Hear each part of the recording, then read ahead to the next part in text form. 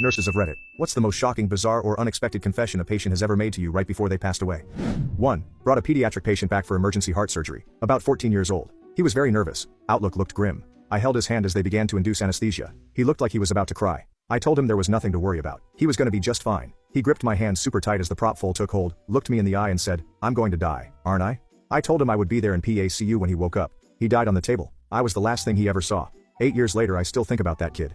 I still see his face. The fear in his eyes. I still feel guilty that I lied right to his face. 2. An old lady told me she had a 22-year-long affair with a bus driver, and all 5 of her adult children might be his. I didn't pass that along. 3. Had a patient come into the ER who had a partial airway obstruction. He thought he was a goner. He told his wife on the way in that he'd been having a decades-long affair. But he didn't die. He ended up being okay. The wife left his room and did not come back. 4. That she liked the mustache man because she was poor as a child and she would only get new shoes when she went to the train station to see the Jews off to the concentration camps. 5. My dad. He just said, "I don't think I have much time left." I gave him water when his mouth felt dry. Me and my sister sat next to his hospital bed until I noticed his agonal breaths. I knew what it meant, but my sister didn't. 6. Patient once told me he wished he had worked less and spent more time traveling and being with friends and family. He died the next day, not on my shift. It stuck in my head. A few years later I retired and this was one of the reasons. It changed my perspective. 7. Patient told me they had a dream that they were going to meet me. I was the one to wash their body and prepare them for the morgue once they died.